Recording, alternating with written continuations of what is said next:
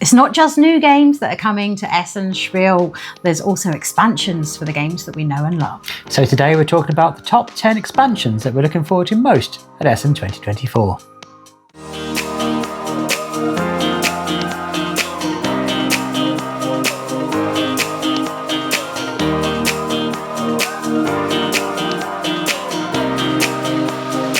Hi, I'm Libby, this is Julian, and together we are BoxedMeeples. And yes, you may have seen we have already done our top 10 games coming to Essen to maybe demo, to preview, to play, to buy for the first time, who knows. And now this is our expansions list. Yeah, so these are ways of building up existing games, adding a little bit of extra to our favourite games.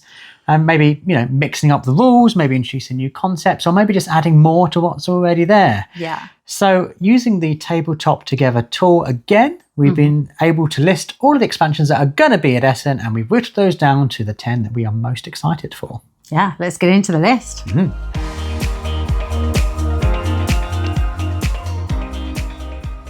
So first up on the list is a game that's been around for a little while, but we've only just got into it. I managed to get a copy in the Brigham by, I think, of Aircon earlier this year, back in March time. So we've only got it to the table a couple of times since then, but really enjoyed looking to see how that all works and try to maximize play. And this is Abyss. And so there's a new expansion, De Profundis, I think. Okay. And it says 10 outcasts reach the gates of the kingdom, stripped of their titles as lords and banished to the furthest reaches of the abyssal depths. They evolve to survive and prepare for their return. They have their deck alongside that of the lords, and they are recruited in the same way but have different powers. And 2 outcasts allow you to steal a location from an opponent. Well, so being exciting. able to steal the locations is very exciting, because you need those keys to be able to get the locations, which can sometimes be tricky depending on what's coming out. But also they do add a lot of points when you get to endgame storing. So if you have the ability to nab one at the last moment, I think that could potentially tip the game in your favour. So interested to see how that plays, how it changes the game, how you sort of change how you play with that. I think just adding more to that game is going to help, because the more you play it, the more you get used to the kind of different recruits you can have in that. So just expanding that deck is going to be a new way of spicing up what's already there.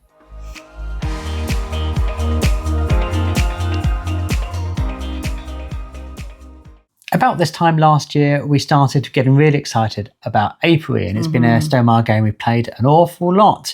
We played it so much that we need more of it, and that's exactly what expanding the Hive expansion is going to do. So it's just adding more of all the stuff that you're used to. So more frames, more seed cards, more of your bee ships. Yeah, new Hive mats. So a lot of variety in there to be adding and mixing in, and they are saying that it fits inside the original insert, so that's always handy that you can fit it in the normal box. We always try to do that when we can, because shelf space is limited. So it's very much appreciated when you get more game and it still fits in there. So I think it's going to be one of the expansions that doesn't add more complexity, just adds more of what you love, which sometimes is exactly what you need for a game.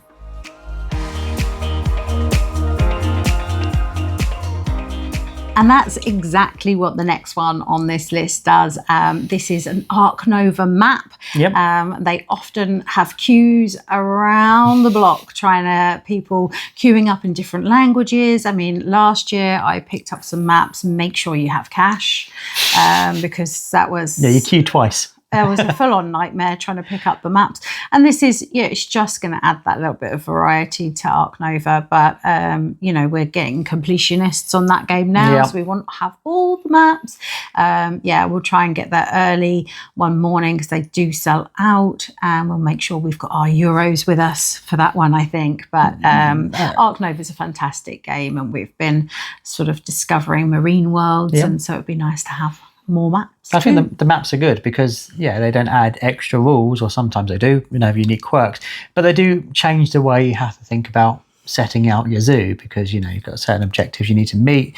The position of certain things make it slightly more complex, and it just makes you start thinking about different approaches you have to take. So I think that sort of thing is always useful.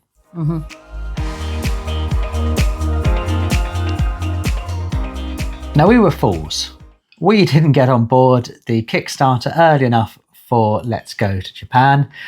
So they are there. I'm hoping that I'm going to be able to right a wrong and be able to get all the bits that I couldn't get from the retail release.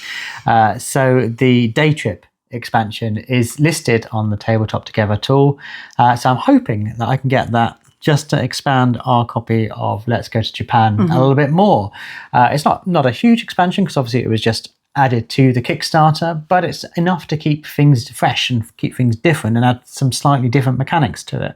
So yeah, I'm hoping I'll be able to slightly deluxify our copy of Let's Go to Japan and add some bits that we missed out on. Yeah, there's 2 things listed for Let's Go to Japan. So I think that they will be there with those sort of extra cards, promos and things. And quite often with games that have done that sort of Kickstarter thing, you can pick up some of that content. It does often say, shows. Yeah, it does often say exclusive to Kickstarter and available at conventions. Yeah. So I think it'll be one of those times when we try to take advantage of that. For sure. And it's going to be a case of, if we don't get it now, we may not get another chance to get it. So yeah, I think it's a good opportunity to right a wrong. And it turns out, if you snooze, you don't always lose. You just need to go to Essen. And while we're talking about that, this isn't going to be, a listed item per se. But of course, if the Dice Tower are there again, they have all of those exclusive Kickstarter cards that they either do for their own Kickstarters, or some of them perhaps they've done special cards for other campaigns. And there's, Tom's in a card of whatever. Yeah. And last year there was a great selection of different things that you can add to your games from their stand. So it was really interesting to sort of fist through and go, that would be great for our one of this and that. And there's some little deals towards the end of the show to stock up on bits and bobs, little cards, little extras, like that kind of thing. Yeah, and often it's a good chance to get the quirky bits that weren't always available or are so expensive on kind of online sites that you don't want to get them for that much money. You can get them a lot more reasonable. So yeah, and it's a great way to support sort of people like the Dice Tower or publishers by picking up those little extras that they have for retail. That just gives them a little boost to being at these shows, doesn't it?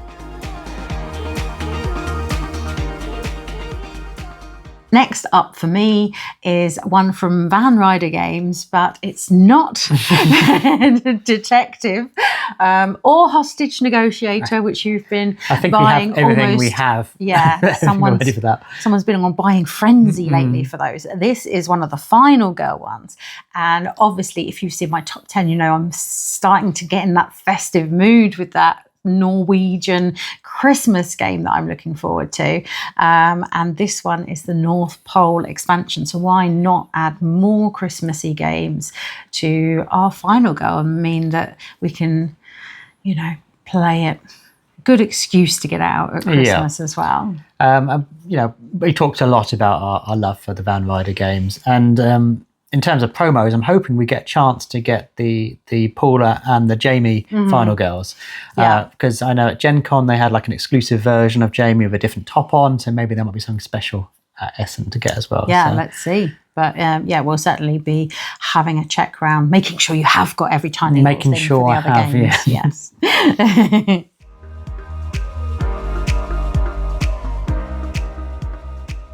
Now, in a box for Sky Team, there was a whole load of really random things that you could do. So each of the airports you're flying into had its own kind of quirks, which made it feel like there's quite a lot of expansions in the game already. But alongside a lot of kind of fan-made using the tool that exist online, there's finally a kind of official expansion coming out called Turbulence. If it's called Turbulence, it's going to be bad. And you've crashed those planes many a time. We've crashed them because, mainly. You've not only played with me. I think when I'm captain, we land, and whenever I'm not. But the difficulty of that game ramps up pretty quickly. Yeah, I'm not sure we're ready for Turbulence, but we really want it. Yeah, and I don't quite know how hard it's going to make it. But yeah, I do really enjoy SkyTeam. I know in the past they've done kind of themed airports around where conventions are. So hopefully I'll be able to get up a Dusseldorf one. Or, you know, maybe pick up some of the ones for different conventions that we weren't able to go to, just to kind of bolster up the SkyTeam. You know, because the core mechanics remain the same, they just tweak it and they add different things. So it'd be interesting to see how this kind of official expansion changes things up enough. Yeah, and it's a game that we've played a lot and will continue to do so. I mean, we took it away with us, and it was quite fun for travel, actually. Wouldn't play on a plane, though, would you? I would. You wouldn't. But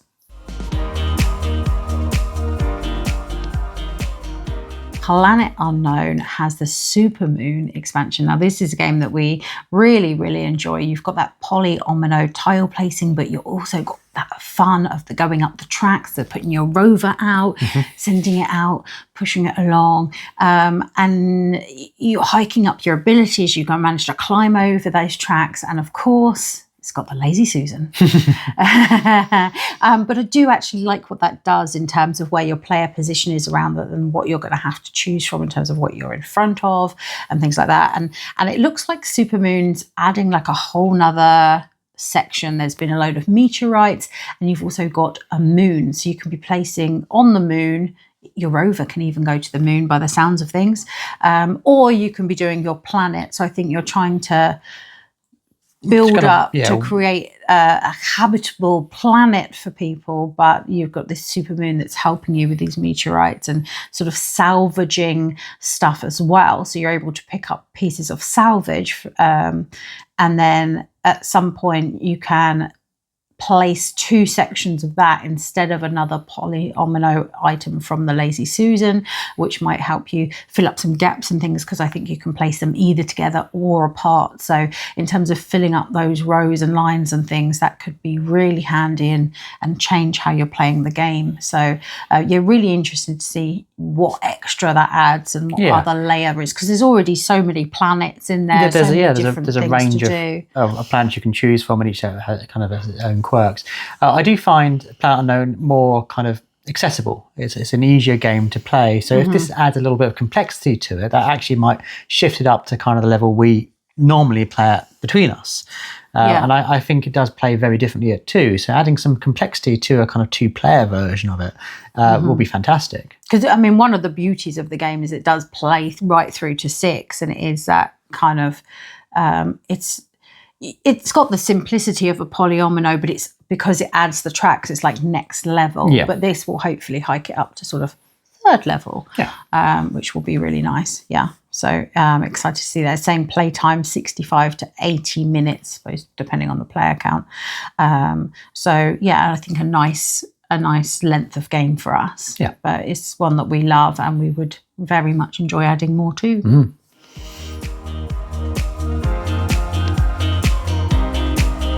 You'll know how much we enjoy the game Disney Lorcana.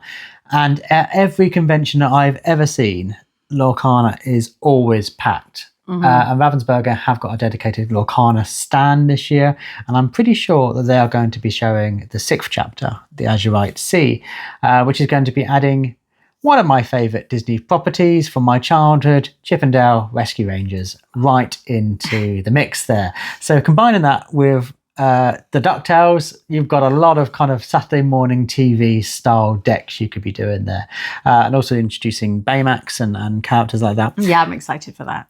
Not a great deal of information about what mechanics it's going to add to the game yet, but I'm sure that's going to become more and more obvious as the cards get announced going towards it. And normally we've seen at conventions, there's always the opportunity to kind of get a special card. It's not a unique card to it, but it's a kind of has a slight quirk on it, if not just the logo at the bottom saying you got it at a convention. But often it's a good chance to get a card that's quite tricky to get.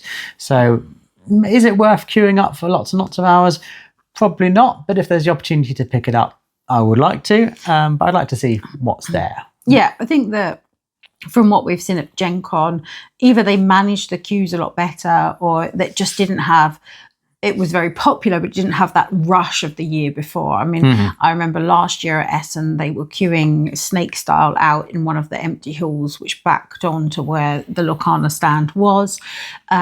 Whether they'll be queuing quite that much this year, Well, we're a year into Lorcana now. Yeah. It's not the new hotness anymore. It's a year into it, but still obviously massively popular.